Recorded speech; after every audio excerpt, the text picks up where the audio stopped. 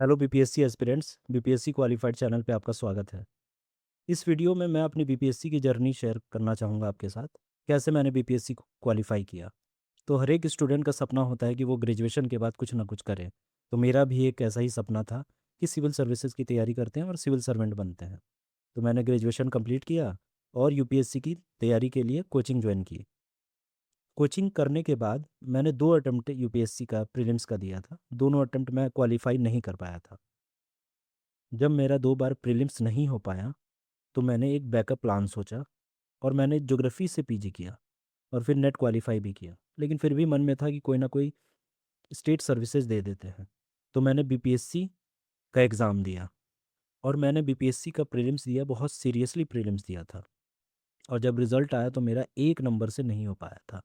मुझे उस दिन बहुत दुख हुआ था। फिर मैंने दोबारा वापसी की, दोबारा पूरी ताकत से तैयारी स्टार्ट की। जहाँ गलतियाँ मुझे लग रही थी मैंने प्रीवियस ईयर को एनालाइज़ किया और जहाँ जहाँ मेरे टॉपिक गलत हुए थे प्रीलिम्स में उसको मैंने सही किया।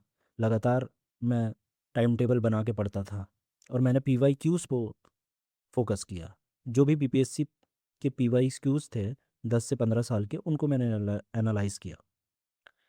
लेकिन एक्सपीरियंस ऐसा भी था मेरे मन में कि कभी ना कभी सिलेक्शन ज़रूर होगा। अगर अभी नहीं हो पाया, 1 साल में नहीं हो पाया, 2 साल में नहीं हो पाया, लेकिन कभी ना कभी तो ज़रूर होगा। ये मेरे मन में था कि कभी ना कभी सिलेक्शन होगा। तो फिर मैंने दोबारा प्रीलिम्स दिया और प्रीलिम्स क्वालिफाई किया।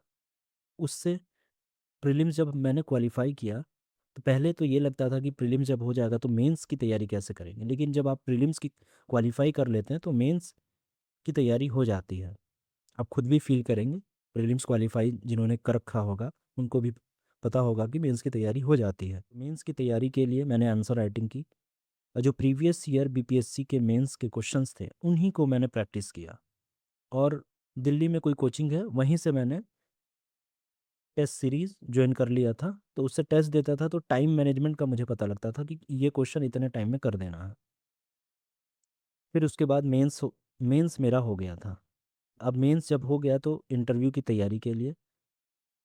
तैयारी मैंने स्टार्ट की। लगातार सकारात्मक सोच बनाए रखी। अब था फाइनल रिज़ल्ट का। फाइनल रिज़ल्ट आना था। उस समय कोविड का टाइम था तो रिज़ल्ट भी काफ़ी लेट हुआ था, प्रीलिम्स भी लेट हुआ था, मेंस भी, और इंटरव्यू भी फाइनली बहुत लेट हुआ था हमारा। ठीक है, लगभग 3 साल लग गए थे प्रीलिम्स, मेंस और इंटरव्यू इन सब का प्रोसेस करने में।